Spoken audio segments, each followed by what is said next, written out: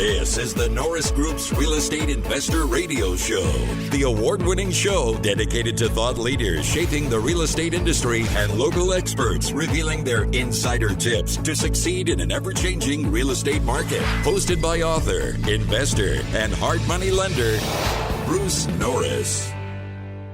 The Norris Group proudly presents our 15th annual award-winning event, I Survived Real Estate. Industry experts join Bruce Norris to discuss evolving industry trends, real estate bubbles, inflation, and opportunities emerging for real estate professionals. All proceeds from the event benefit Make-A-Wish and St. Jude Children's Research Hospital. See isurvivedrealestate.com for event details, information on all our generous sponsors, and to connect with our speakers. We want to thank our platinum partners: San Diego Creative Investors Association, U-Direct IRA Services, White Feather Investments, The Collective Genius, MVT Productions, and Realty 411. Hi, thanks for joining us. My name is Bruce Norris. Today, our special guest is Dyches Boddiford. In 1981, a man named Jim Rohn taught a seminar that changed my entire life. And in 2014, with permission of the Jim Rohn's estate, we created the Roney Award to be given out at I Survived Real Estate every year. The Roney Award honors investors and teachers who have changed the lives of people in our industry. Dyches Boddiford has been teaching people and changing their lives for a long time, and that's why he received the Roney Award. Dykes is a leading expert on how to hold property safely, has written a series of courses on how to protect your assets. He also has been involved in purchase of mobile homes, notes, houses, and apartments. His daughter, Dorsey, has also been involved in the business. She has her own flipping business for the last 10 years or so. Dykes attended Georgia Institute of Technology, graduating with a BS degree in 71 and a master's in computer science in 72. Dykes, welcome back to our show. Thank you. Glad to be here. You know it's kind of fun when I read your bio and your timing. We have some things that are almost exactly in common. And then we have things that are absolutely the opposite. So you went to college. I got married at 17, so I didn't follow that one. I did get involved in real estate in 1980, and then in 1990 really began it full time. And that's almost a mirror of what you did. That's right. I also had my kids get involved in the business. So that's the similarities. But, you know, we both have taught classes. None of the classes you teach are anywhere close to an expertise of mine. So we definitely headed in different directions. So it's interesting that real estate can be such a broad subject that you can both make a career of something and do something completely different than somebody else.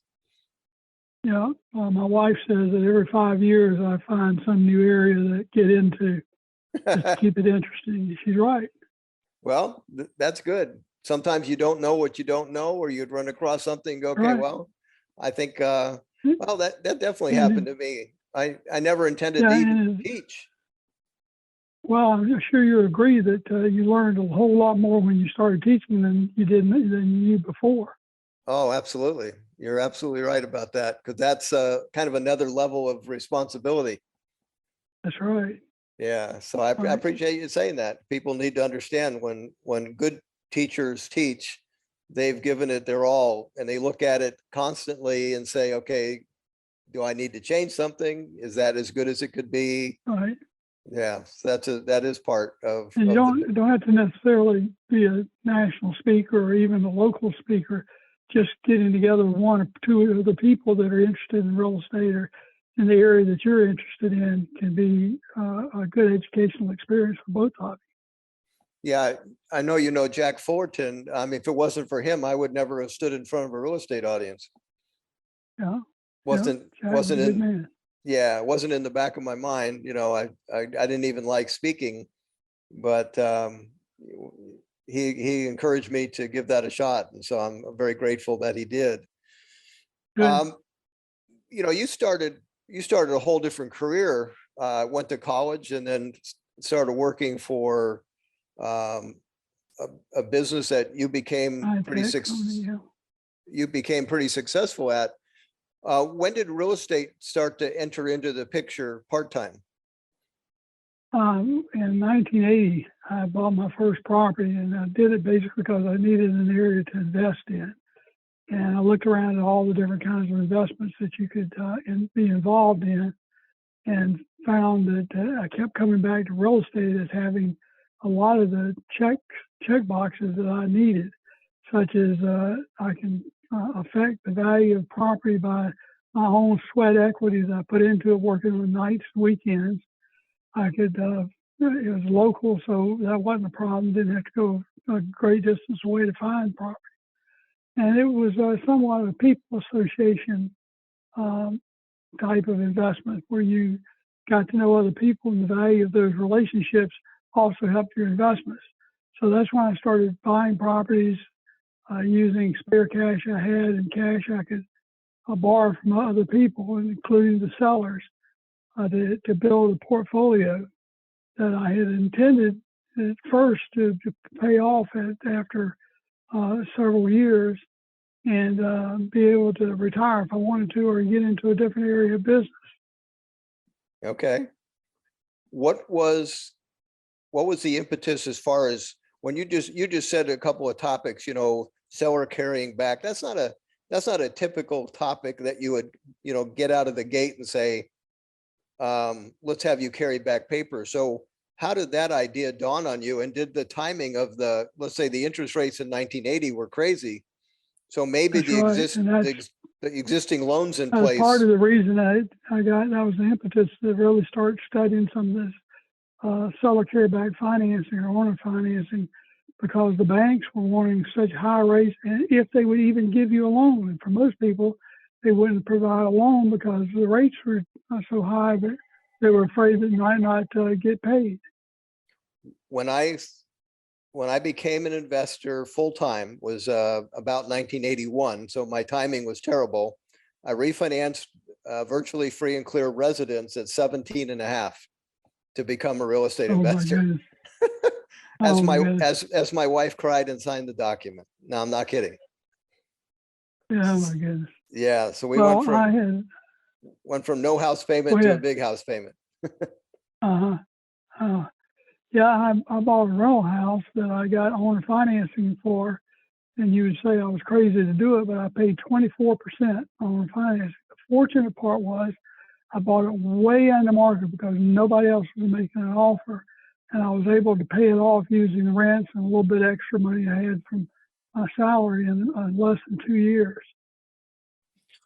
Well, what's interesting about what you just said, that's very unusual, because that was one of your first two transactions, right? That's correct. It was. What was the training that preceded that? Was there any, or you just decided, I think I'll make a low offer and see if it flies?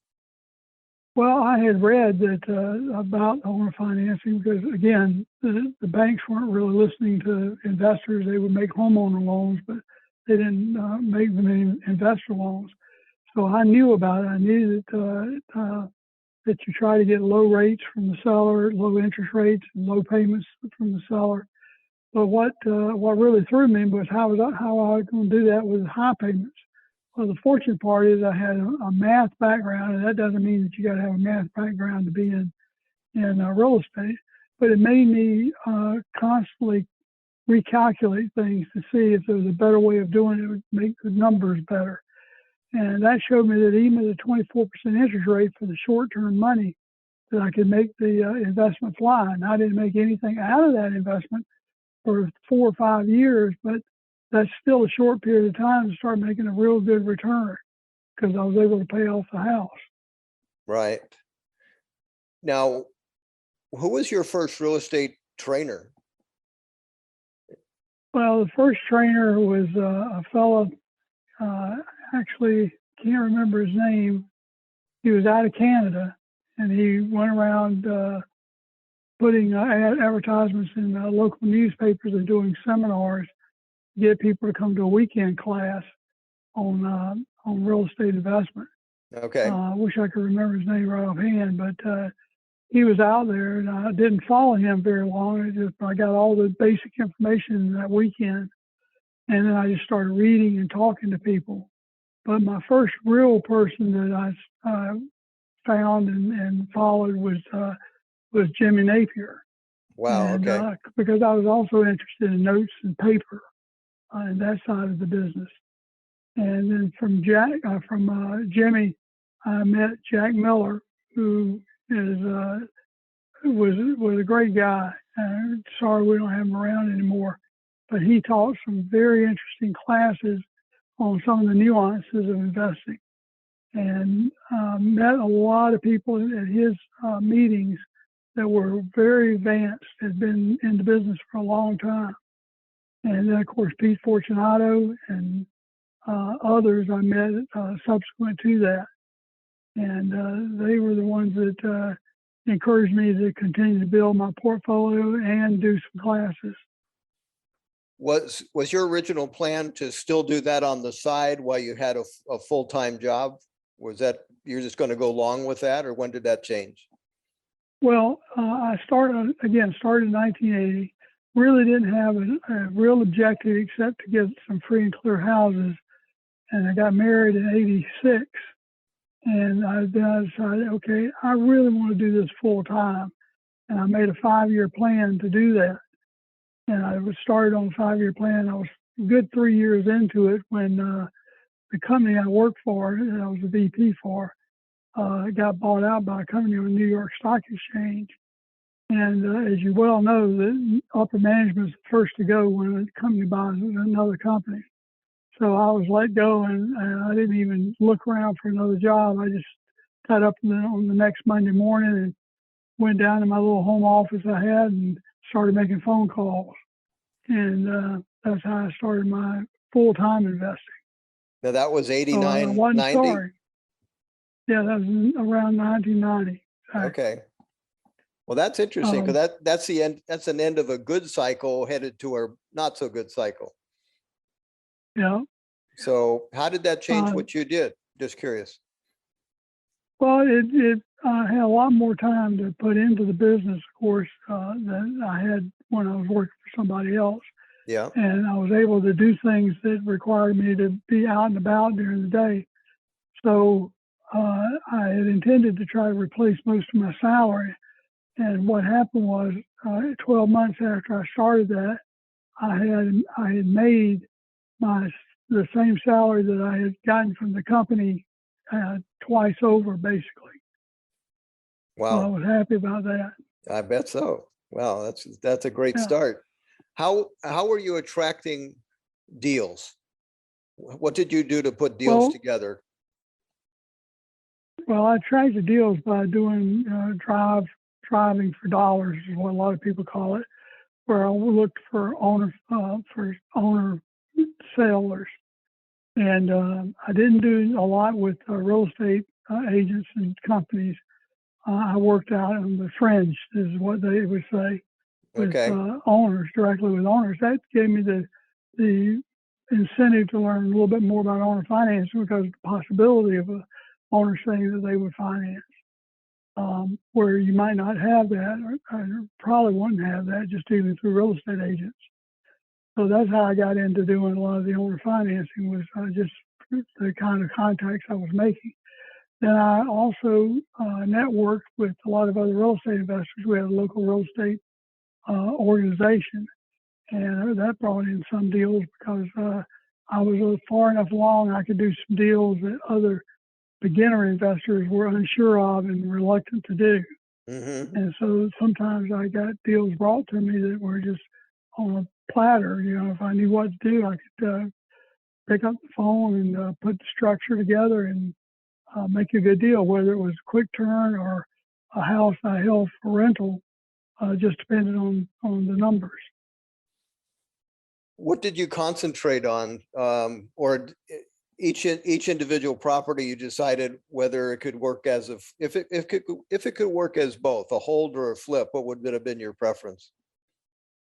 Oh, always hold. Always hold. If it was a good hold property. Okay. Now, really, what I did when I went to look at a house, I didn't have in mind. I might have an idea of which I wanted it to be, but I didn't have it hard set in my mind which it would be. I'd wait until I went through the house, figured out what it was going to take to get it fixed up, see what the neighborhood looks like. And one of the things I always did was just kind of sat in the car for a while and watched the people in the neighborhood, because the kind of people you find in the neighborhood are the kind of people you're going to have either for buyers of a house that you flip or for rental, kind of people you would be renting to in that area. So people like to be in a neighborhood area where there are people like them, both in economic status and cultural status. So you kind of got to be honest with yourself about what is the neighborhood going to attract, what kind of That's buyers smart. or tenants. I used to And do. so from that, I would decide whether it's quick turn or not. Okay. I used to do something similar. I used to think, okay, if I get out of the car, do I have to lock it?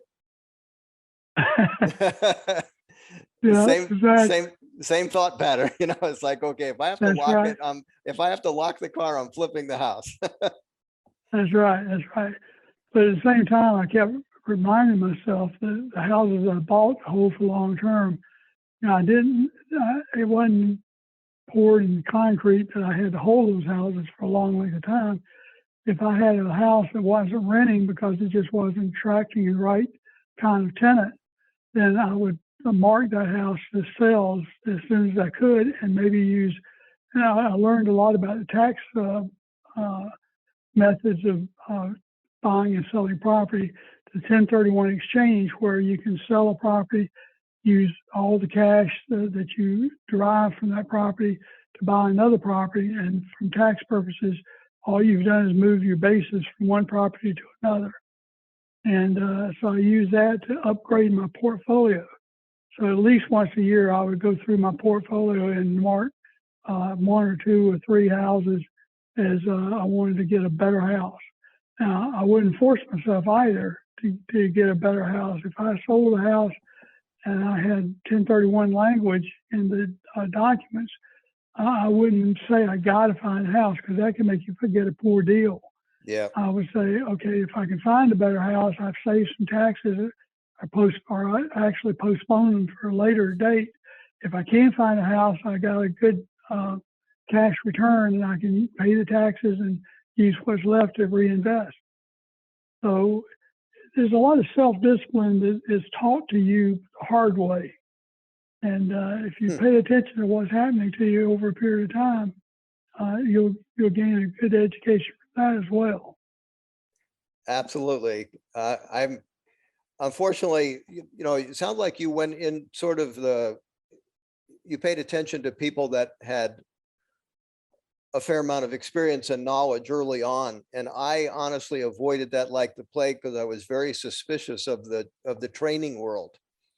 I had a brother that attended that right. stuff. So, Yeah, my brother attended the stuff, and I would look at what he got, and I went, they don't know what they're talking about.